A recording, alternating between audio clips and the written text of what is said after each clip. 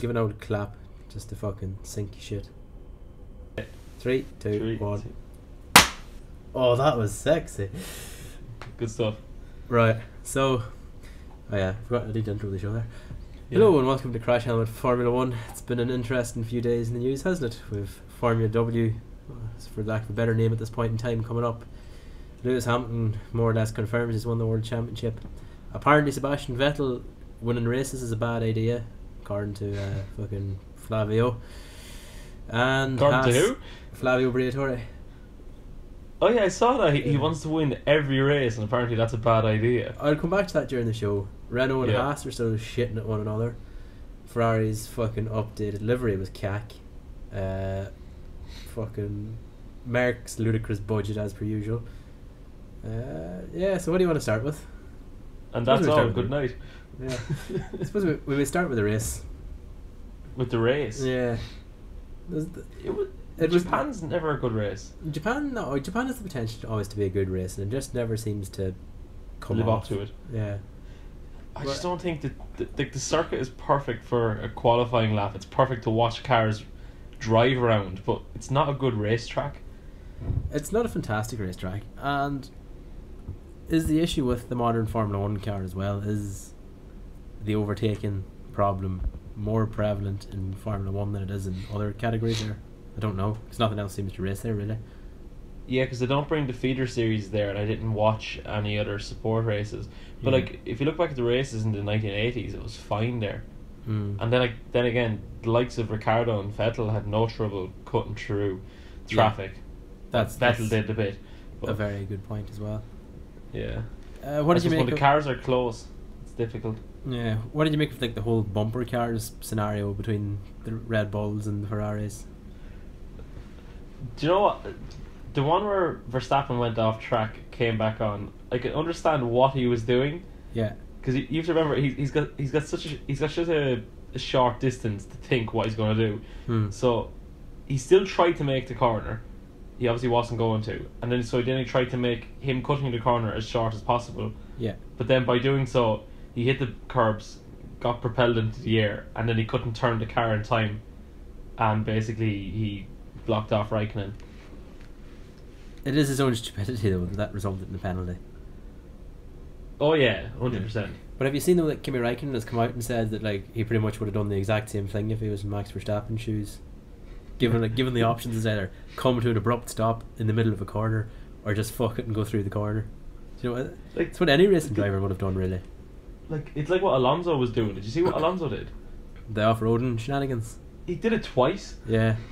Twice. To be fair though, when you're like getting overtaken by Lance Stroll, you can understand being a bit fucking peeved by the whole scenario. But he was doing it and like gaining time and just not caring. Not a keeping his fuck foot in. It's quite good. I probably should explain to the listeners, because I haven't heard like some ridiculous interjection at this point in time, that Josh isn't recording with us this evening due to prior commitments of actually earning money rather than chatting shite on the internet for an hour. You see, we earn money from earlier in the day. Yeah. Josh is from the Department of Education. Yeah, we both work for the Department of Education. You know, just like as you can tell from our informative fucking stories. Honda actually had a fantastic showing at Japan. We didn't finish up on Ferrari Red Bull crashing into each other. Oh yeah, we never finish up on anything. Go on, continue. Vettel's idiotic move on Verstappen and into Spoon. That was so stupid. I mean, I've seen some ridiculous things in my day, but that was exceptional. I was actually surprised that he didn't take more of Verstappen with him. Like how Verstappen kept that on the road was just fucking balls luck altogether. I think they were very lucky that it was kind of almost like a side to side impact rather than like one car T-boning the other. Like they were both very lucky, but it's just pure stupidity. The desperation that he didn't need to do, because he would have got him a couple of corners later possibly. He would have. And he never would have won the race, let's be honest about that, but it would have looked slightly better on his behalf. But like, does that show? In one sense, I think it's quite good that he realised he had to take every possible risk possible, because he knows the championship is pretty much. He had to take every possible risk possible. Yeah. And he did. But it didn't pay off, and on Max Verstappen it's not going to pay off. Yeah. So at this point of the season, I can understand why he tried it. Hmm. Had it been 6 races ago, it would have been even more stupid. It was still stupid, but Yeah. that's it. So So that's it. tying into that topic, Flavio was saying that basically Vettel should have played the long game better rather than trying to win every race. And he was saying that like he had to speak to Alonso back in 2005, 2006 to like calm his shit down and say, look at lad, yeah, you can win these championships, but you need to fucking chill out here a bit. And Alonso was quite calm in 0506. yeah, but if you think about it though, right, they were still using the old point system in 0506, weren't they? They were 10, Yeah, 8. Yeah, so the gap between first and second was effectively nothing compared to what it is now, which is 7 points. So do you think for like the championship as a whole, given that overtaking is so much more difficult and that the cars are closer at the front, would we be better off going back to closing the gap between first and second in the points rather than having that 7 point gulf that's there at the moment? That was a very educational question, wasn't it? That's not like the show at all. You see, without the third orangutan here, Yeah. we're able to continue our points. Yeah. But like, I genuinely think, no, I like having to push for 7, like for the extra 7 points. It makes drivers push for the race win more. Yeah, but that's there's a massive issue with it, like we've seen over the last few races. Hamilton turned a 17 point lead into a 67 point lead in 5 races. Yeah. And that's what happens when one car starts dominating. You pull out a massive margin. Yeah. Like look at Vettel in 2011. Like it kind of ties into the whole Lauda fucking James Hunt comeback season in 76 as well, because the points were so much closer. Yeah. It pushes out the season to like the last days of it. Oh yeah, like with the 10-8 system, it's almost impossible not to go to the wire. Yeah. And like that's what's fantastic about it, I think. Like if you think about it, you have to win 5 races with the old system. If the other guy finishes second, you have to. Oh Jesus, it's a horrible snapshot. I don't know what's going on here, but I just pressed. Why are you taking snapshots? I'm not taking. I didn't mean to take a snapshot. I thought it was like going to, because my screen was acting funny, so I tried to make it bigger. Alright. But sorry, continue your point. Okay, so basically with the old system, you had to win 5 races to kind of, with the other guy finishing second, to kind of build I've lost a your 1 race camera, margin. Evan, somehow. You've lost my camera. Yeah, I can't see you. Hold on, I'll turn my video off and back on again. Okay. Am I back? No. Yes, you're back. I'm back. Okay, great stuff. With the old point system, it basically took 5 races with the other guy finishing second. If you won 5 in a row, and the other guy finished second, that's like it took 5 races to build out a 1 race advantage. Yeah. Whereas now you're doing it in like 3.5 races. Yeah, like 21 points, you'll build in 3 races. Yeah. So that's what I'm saying. Like, and that's finishing first and second. You know, if somebody finishes third, you nearly have that race won. That's 24 points, isn't it? Oh yeah, like third place, you're 10 points behind. It's 27 points. You're actually beyond the race lead at that stage. If you finish third. Sorry, what is it? It'd be 10. Yeah, 7, 7, 10. So it'd be you'd be more than a race behind if you finished second, third. No, it's 25, 18, 15. You're 10 points behind if you finish third. Yeah. So what I'm saying is, right, if you've 3 races, after 3 races, and you finished first, or you finished second, and then third, you'd be over a race behind. So that's what I'm saying. Yeah. I think for the spectacle, like I haven't watched any races since Italy, really, since Hamilton won the championship. It's like there's no point in watching it anymore, is there? Since Hamilton won the championship, he did. It was very close before Italy. Oh, before Italy, it was a fucking fantastic season, exceptional season. Yeah. And then it just went to shit altogether.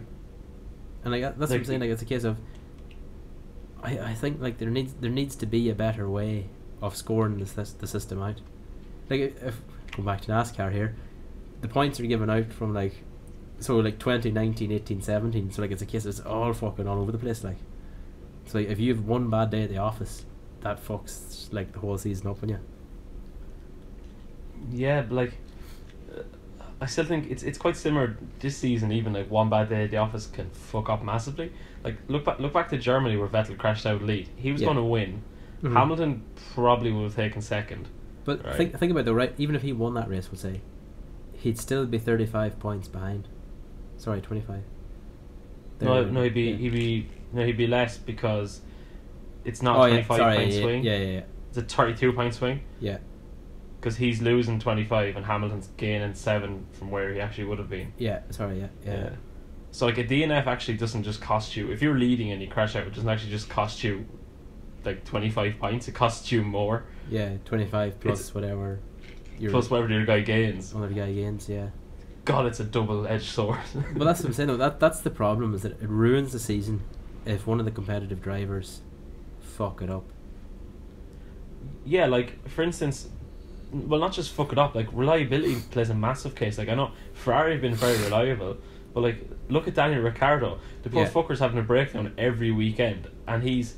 Hold on, I have the points here. Daniel is on 100. Oh yeah, it's actually not that bad. Max is on 173 points and Daniel's on 146. Yeah. But like Max has 7 podiums to Daniel 2. Yeah, I was going to say, remember though, at one point in the season, Max was nearly 40 points behind Daniel. Yeah, and now he's pretty much turned that around. Yeah. So he's almost like overhauled 80 points on the back of a dodgy season. It's an 80-point swing. Which is like it's crazy. Like it's 3 race wins more. Oh yeah, and remember they're not going to be. Red Bulls are usually 5th and 6th place, and the points difference between 5th and 6th place is only 2 points. Yeah. And the fact that he's have to turn 80 points, like. Yeah, it's madness, like. That just shows how big, like how much of an impact poor reliability can have on you. Well, wasn't it Austria? Did Danny have a DNF in Austria when Max won? He did. Yeah, that was. I knew there was one race where there was a massive haul of points taken out of it.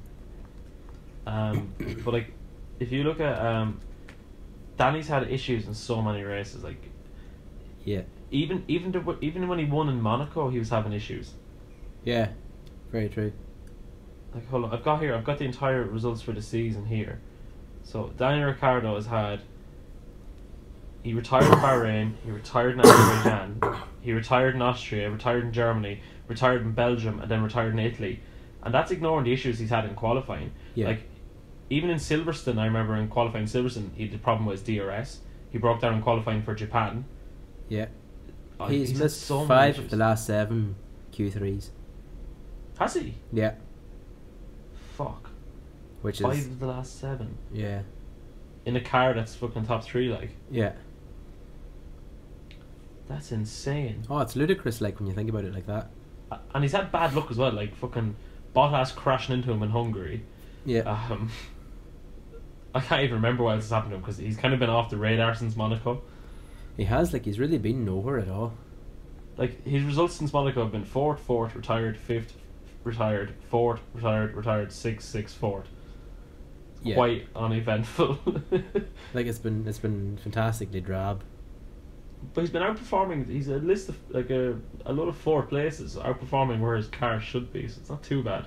Yeah, no, it's quite good. But then you have to look at it again. Like, a lot of that's down to Ferrari making an absolute dog's cock of strategy and whatnot. Oh, Ferrari have been so poor with strategy. It's embarrassing. Like, they've generally been regarded as a team which had bad strategy in the past, say, 7 or 8 seasons. But this season, they seem to have sank to a new low in the second half. Like, at the start of the season, it was dodgy, but the car was there to overcome the problem. But now that given Merck's aero has come on significantly, their strategy, they can't afford bad strategy calls, and they seem to be making them on a consistent basis. I don't think it's just bad strategy. Apparently, there's been a new sensor fitted to the Ferrari engine. Yeah. To like their electronic output, and since that sensor has been fitted, Mercedes have been topping the speed traps every weekend. So they must have been doing something. I don't think it's the engine at all, to be honest. I think it's aero. I think, like, if anything, the Ferrari engine may be ever so slightly more powerful than the Merc engine. I think it's 100% down to aero, because that Merc is very slippy, whereas that Ferrari, it's a very dirty car.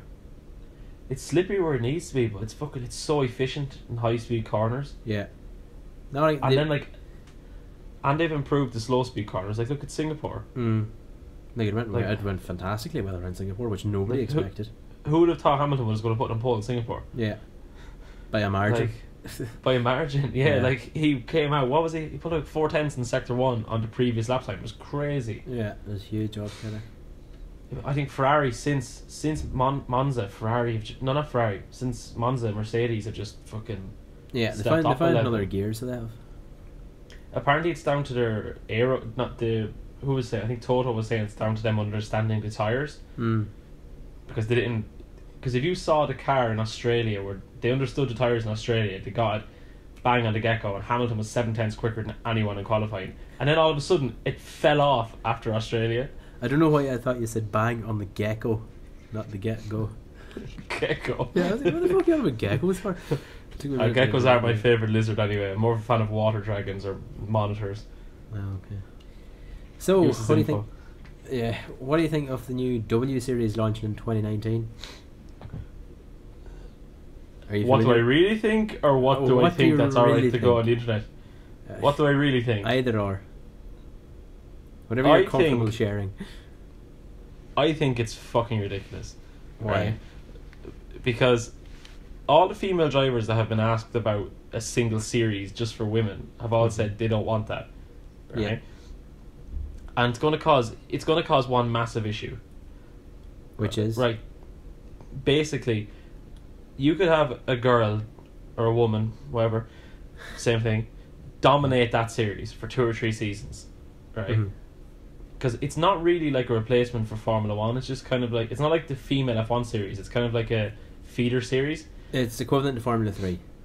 Yeah. So you could have a girl dominate that for 2 seasons or something, then step up to F2 and get absolutely trashed by the drivers in that. And it's not actually doing the girls any good for that series, because they're going to go in there and they're going to compete against just other girls. And it's not going to, like, the best drivers in Formula 1 have competed against the best the whole way up through the rookie categories. Like, look, Hamilton and Vettel were going at it the whole time in Formula 3. Then Hamilton and Rosberg. Sorry? And Guido van der Garde. Guido van der Garde. Bantergaard. Bantergaard, yeah. Yeah, but, like, I just think it's going to cause... It's not a good idea, I don't think. What's your thoughts on it? Well, I have a comment on Facebook saying, because nothing says equality like segregation, currently sitting on 98 reactions, most of which are positive. Now, I can understand people's qualms saying that, you know, motorsport needs to do more to get women involved in the sport. And which I agree with, like, from an engineering perspective, and like, definitely, and potentially from a driver's perspective as well. Yeah. If you listen to any of the drivers, though, I can't remember who it was said it. I can't for the life of me think of it, but I remember it was on Sky F1 a few years ago, and the guy was saying that the world champions out there aren't the people that the father woke up out of bed and got put in a cart. It was the child that, like, got up in the morning and said to the parent, "Can I go karting?" It's like look at Charlotte. Like, Charlotte fucking used to mitch school to go fucking race karts with Jules, like, you know, pretend to be sick. Yeah, pretend to be sick to go race karts. That's the kind of shit you need to be at. Like, if you look at Michelle Mouton back in the 70s, like, when arguably motorsport was at its, like, phenomenally level of sexism, like, she was still massively respected in the sport because she was fucking damn good, and she drove for Audi's factory team in WRC, came second in the World Championship. You know, and nobody gave her the seat because she was a woman. They give it to her because she deserved it, and, like, rightfully so. Yeah, she was fantastic. And not to be sexist, we just haven't got to the point in modern Formula 1 where there's been a woman good enough for a seat. Yeah, like, the last Formula 1 driver was who? The Italian. The female? Lombardi, yeah. I will tell you right now. Was it in South Africa she scored points? Something like that? Last female F1 driver. I think it was like Lena Lombardi or something was her name. Yeah, Lela Lombardi with 17 entries and 12 starts. Yeah. She scored points, I think it was in South Africa. Became the only woman to win a Formula 1 race of any kind when she won a Brands Hatch in the British Aurora F1. I thought it was how do I know? No. She raced an actual F1 as well. Yeah. Yeah. Look at her here. Lombardi. She's the only woman to score points in Formula 1 history. Where did she score the points? Sorry, I'm a little bit sick. I'm going to control F. I am wrong. She scored points in Spain in the 1975 Spanish Grand Prix. Yeah, here. First one to score points. Yeah. Sorry, she was okay. And then there was the year after that, the first race with more than one woman was the 1976 British Grand Prix. Brazilian. No, it's British. Is it British? Well, she didn't race next season in the British Grand Prix. 1976 British Grand Prix. Who won it? Niki Lauda. There's two women. Well, multiple women. Hold on. We had Lela Lombardi and... Davina Galizia. Or Galizia. I was going to say Jody Scheckter, but Jody Scheckter's a man. Jody Scheckter also drove for Ferrari and won the World Championship. Yeah. Oh yeah, I but can't see any the two of them names here. didn't qualify for the race. That's why. Ah, okay. But still they entered. Oh yeah, Davina Galizia. No, it's not Galicia. It's just Galicia or something like that. Galicia or something, yeah. Alright. So basically, yeah, two women entering one race. And I'd love to see women on the grid in Formula 1. You might want to rephrase that. Women driving. Yeah, but like that's what people are saying as well. Like, and there was an article that was released, I think it was in Drive Tribe, and it was saying that the predominant issues that they were facing was the glass ceiling was due to funding more so than their talent, which was limiting them. And that sounds like an awful lot of male drivers as well. Mm-hmm. You know, like funding limits them. Paid drivers a fucking issue in Formula 1, let alone the junior categories. Yeah. You know, like if you've got a little bit of money, you can buy a junior seat, no problem whatsoever. Yeah, like look at Lance Stroll winning the F3 championship. Yeah, to be fair, though, we did win it with Prima, so. Yeah, but they were paying off. Lawrence Stroll was paying off his teammates. Yeah, to throw races. Not to race them. I'm fairly sure that's illegal, but okay. Well, it was match fixing. Frowned upon. Yeah. It's like masturbating on an airplane. Alright, there, Ron Burgundy. Wasn't that what? Was that not an Anchorman quote? No. Masturbating on an airplane. Yeah. Probably was. I think it was Anchorman. But yeah, I think is it David Coulthard's back in the whole thing. He was saying that like the current methods aren't getting female entrants supported or whatnot. Oh, I have news but to for go you back on to that though, Williams. I think the issue is that you're getting people like Carmen Jorda and Susie Wolf into Formula 1 cars. Yeah. That kind of got there either by money or by name or by looks or whatever, as opposed to drivers who are actually good. You know, like fucking hell, Tatiana Calderon deserves an F1 drive more than Susie Wolf or fucking Carmen Jorda did. 100%. Like when she was driving for Dams in GP3, yeah, they had 3 drivers and she was the best out of the 3 of them. Yeah. By a mile as well, like. Yeah. That's insane. Like, you know, it's like F1's trying too quick, or more FIA in general is pushing too hard to just set up the series without actually considering the merits of it to begin with. And the implications. Yeah, like as a case, you know, like in Formula E, if you win the Formula E championship, you automatically get a super license. Or if you come up, because it's one of the senior categories, same as like WRC, WTCC, shit like that. If you win the what's it called, Formula W, for the lack of a better fucking expression. Formula W, yeah. Do you automatically get a super license, or do you have to compete in another series as per the super license regulations? Well, considering you were saying that it's basically the Formula 3 or GP3 equivalent. Yeah, you need another senior level on top. You need Formula 2. Yeah, you need Formula 2. Or like even the new point system. Yeah. I think the new point system basically means you need Formula 2. You need to race in Formula 2 to get a seat in F1.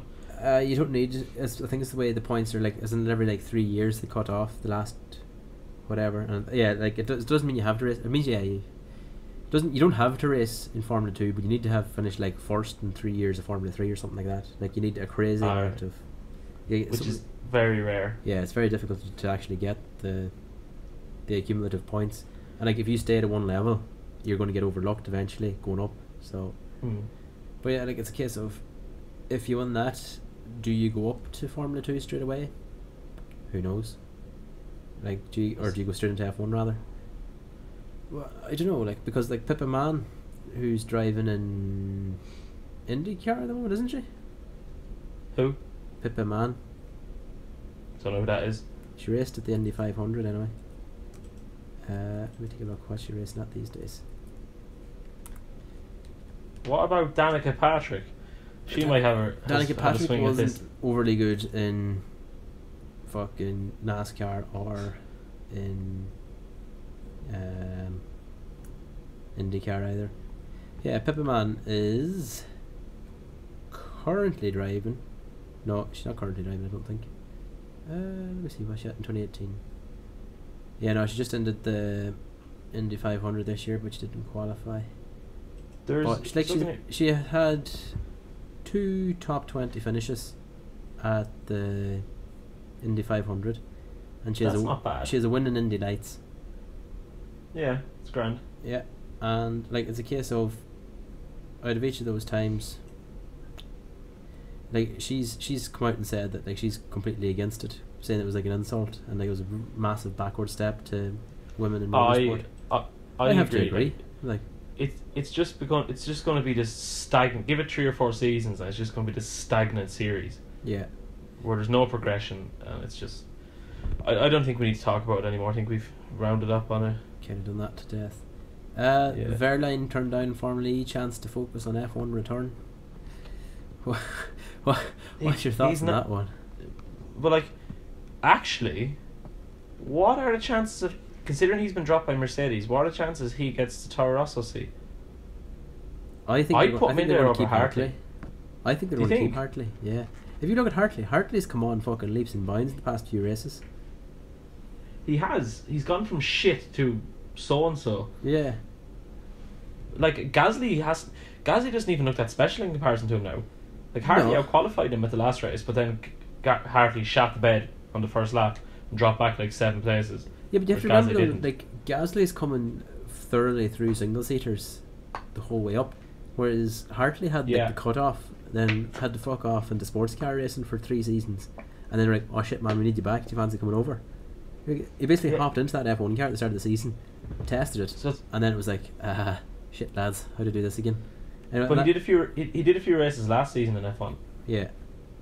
So like, yeah, it's going to be. I would give him another. I would give him another go, considering he's part of the Red Bull Academy. But well, like, who would you replace him with? There's on pure performance, I put Verline in instead of him. What performance though? Verline wasn't overly fantastic when he was in Sauber. Like, he wasn't, but he barely beat Marcus Ericsson. Come on, think about it. Yeah, but Ericsson perseveres, and Merck dropped him in favour of Bottas. Yeah, I think the fact he was quite unlucky, because when he came into, had he come into F1 one season earlier, he would have got that Mercedes seat last year. He could have potentially, yeah. But I have news about Williams for you. Oh. Apparently, they have their 2 drivers lined up for next season. Who are? And basically they're going to get, so Robert Kubica, and he's I know, and he's going to bring 10 million to the table. Yeah. With Lance Stroll leaving, with his buyout clause, he'll have to pay another 10 to 15 million. Yeah. And Mercedes are going to pay 10 million to put George Russell in it. So Russell and Kubica at Williams, funded by Lance Stroll's money, they're going to have 30 million next season. Yes. I don't see them doing very well. Like, but they like George Russell. Haas spend what, about 30 million a year, don't they? Yeah. Or is it 80? No, it's 30ish, isn't it? 30, I think. Yeah. But like, that's throughout the progression of the season. That's not just setting up the car and whatever. Yeah.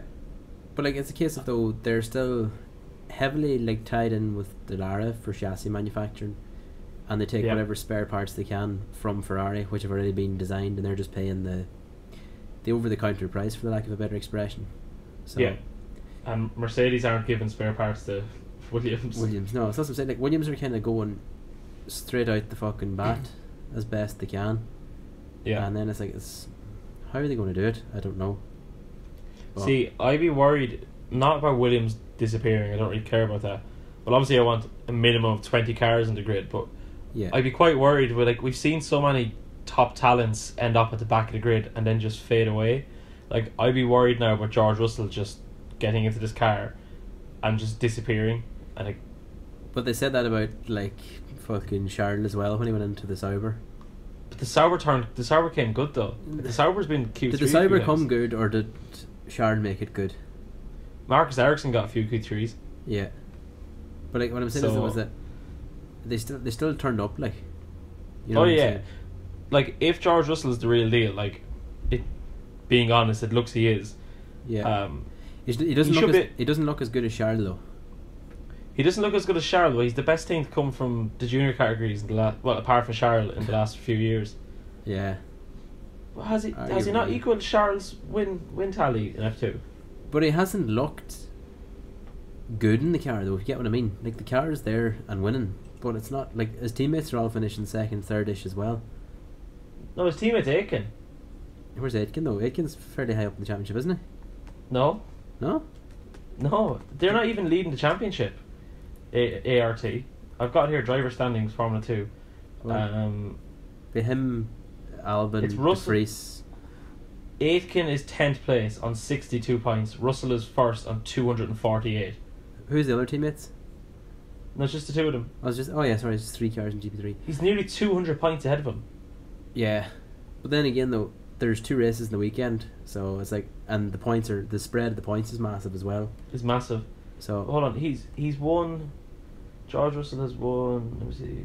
Was it 15 points for a feature? No, for a sprint race, isn't it? Yeah, I'm not 100% sure. I think no, it's 17. No, oh hold on. So he's won one. Oh, you get 2 points for fastest lap. So he's won 1, 2, 3, 4, 5, 6. He's won 6 races. Yeah, I think he's. And how many did Charles win last year? Did Charles win 6 or 7 last year? Oh, fuck knows, man. But who was Charles' teammate? Foucault. How far ahead of him was he? Last year? Yeah. Probably not far off it. I think he was quite a bit ahead. But like, Charles looked dominant though. Anytime Charles won a race, it was in dominant fashion. Yeah, Charles was very dominant. Whereas like Russell's been there to pick up the pieces. Which look, to be fair, it's how you win races. But he has had a lot of races where it's just been like, oh fuck boys, that was hairy. He has. Like, but he's had a lot of reliability issues which Leclerc didn't have. Such as the clutch, like. Well, he's in France when he started on pole. I think there was some problem with the car before the race started, and he just didn't get to fucking go. Like, being honest, I've been watching the F2 season religiously all season, and Russell has been there or thereabouts. Had luck been on his side, he probably could have won 10 races. Yeah, which is crazy. I'm just looking here. Foucault finished 8th last year in F2. He was on 98 points, and Leclerc finished on 249. Russell's only 1 point behind Leclerc, and he's still got 2 rounds to go. Well, Russell's been really good, man. It seemed closer last season, though. Nah, it didn't. Roland was miles off.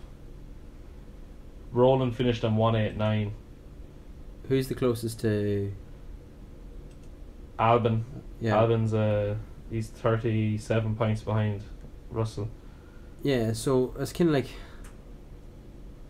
I don't know though, it's a bit of a strange one, like that there are that much more points. This, like the top end seems to be more stacked this season than how many last season. Hold on. 4, 5, 6, 7, like 8, 9, 10. There's 3 guys there at the top this season that are thereabouts. You're still counting. But yeah, there's one more round in the F2 this season than there was last season. Okay. So basically, go on. Yeah, Leclerc scored more points in 11 races than Russell did in 11, but only 1 more. Doesn't matter, still more.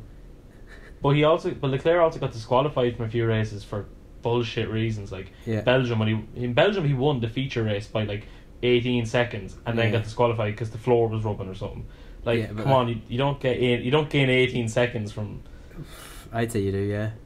You think so? It produces 50% of your downforce, like, so yeah, definitely. Yeah, maybe. But if you look at that, over the course of those 11 races, Charles opened out a much larger gap to Roland than what Russell has to either Albon or De Vries this year.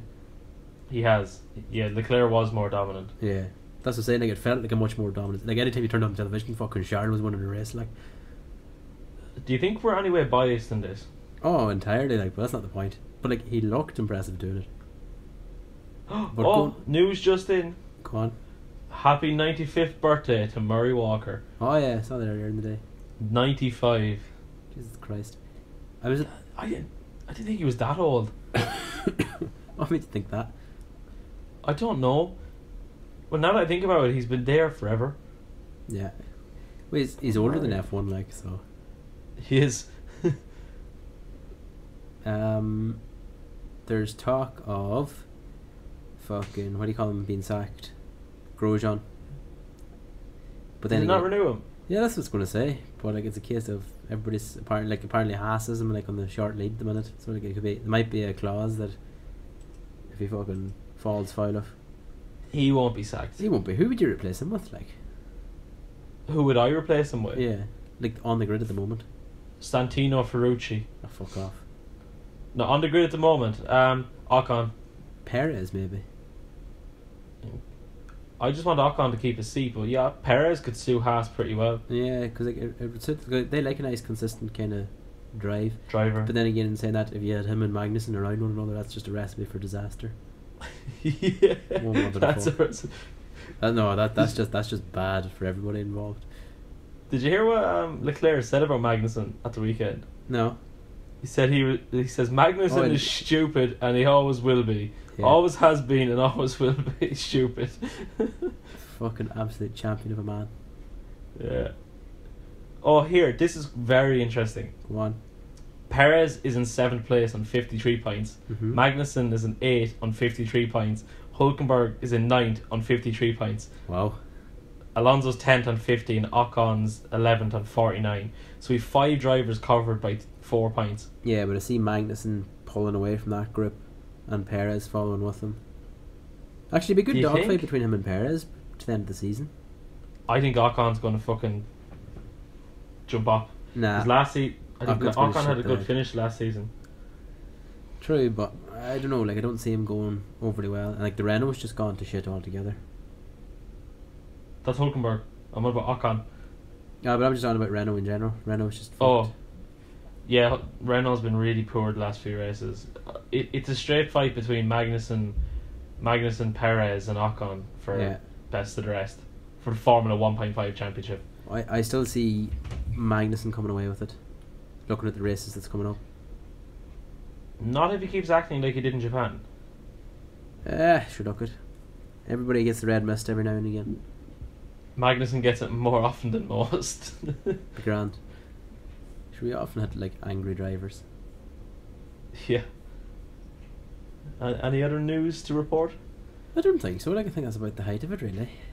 I think that's a nice round-off. Yeah. We'll meet up next week and have our discussion for USA, where we could potentially be crowning a new 5-time world champion. It's not really going to come as a surprise, is it? At this stage. Well, I think the permutations are. I think if Hamilton wins, Vettel has to be second. Vettel has to be second to keep it going to the next race. But if he does that, I then like I think like it's a case of if Hamilton wins in Brazil, that's it, game over. Sorry, Mexico. Yeah. Yeah. Which isn't Like, unlikely. It's over anyway. Yeah, Let's be honest. it's fucking well over. God, what could have been? Yeah. So Like looking. oh, actually, sorry, we nearly forgot the most important news. What? Fenton's NASCAR-esque Formula 1 World Drivers' Championship story. Yes. That Sebastian Vettel has now been eliminated. Sebastian Vettel has been eliminated, so that leaves us with Lewis Hamilton, Max, Valtteri Bottas, Max Verstappen, Danny Rick, and Kimi Räikkönen. Is Danny Rick still in there? Sorry, no, not Danny Rick. So it'd be the two Mercs. How many races Kimi. left? 5 or 4?